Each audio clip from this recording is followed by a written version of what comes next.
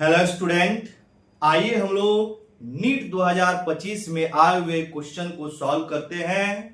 Question यहां board पे लिखा हुआ है, the electric field in a plane electromagnetic wave is given by Ez is equal to 60 cos 5x plus 1.5 into 10 raised to the power 90 volt per meter. Full stop.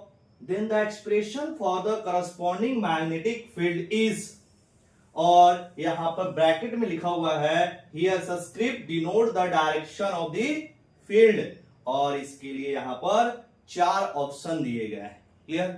बहुत ही simple question है, electromagnetic wave से लिया गया question है। आइए इसको हम लोग सिंप्लीफाई करते हैं बहुत ही इजी वे में।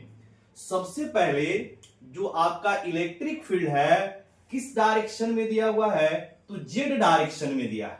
ठीक है, ये यहां समझना है। उसके बाद जो इलेक्ट्रोमैग्नेटिक वेव की डायरेक्शन है वह एक्स डायरेक्शन में है। वो कैसे पता चला, तो यहां पे वेव की जो प्रोपैगेशन की डायरेक्शन है वह एक्स की डायरेक्शन में है और इलेक्ट्रिक फील्ड जो है वो जेड की डायरेक्शन में है।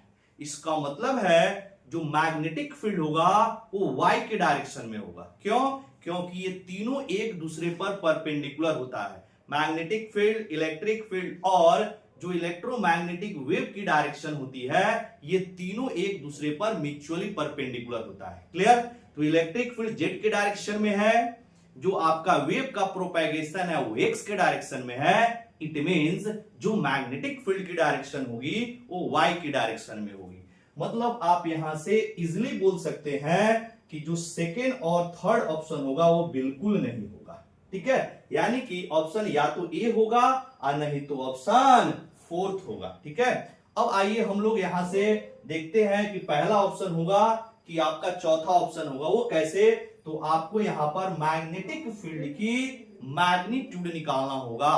ठीक है, और वो कैसे हम लोग निकालेंगे, तो आपका मैग्नेटिक फील्ड जो होता है B0 is equal to E0 by C, और सी क्या है, speed of light in vacuum. अब यहां पर E0 की वैल्यू दिया हुआ है, देखिएगा कितना, तो 60, यानी 60 divided by 3 into 10 raise to the power 8।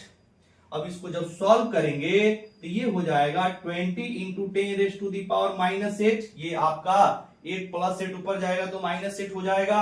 अब इसको सिंप्लीफाई कर लेंगे तो 2 into 10 raise to the power -7 आ जाएगा आपका B0 के वैल्यू। ठीक है, यानी कि जो इसका एम्पलीट्यूड हो गया वो कितना हो गया, 2 into 10 raise to the power -7 आ गया, जो कि पहला ऑप्शन में दिया हुआ है।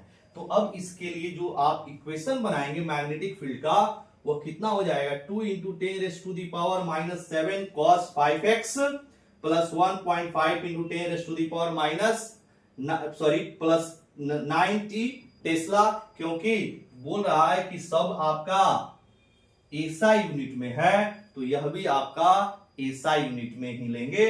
मतलब इसके लिए जो करेक्ट ऑप्शन हो जाएगा ऑप्शन नंबर फर्स्ट। क्लियर? तो आई होप आपको ये वीडियो समझ आया होगा। क्या करेंगे, लाइक करेंगे और अपने दोस्तों में ज्यादा से ज्यादा शेयर करेंगे और चैनल को सब्सक्राइब करना बिल्कुल ना भूलें।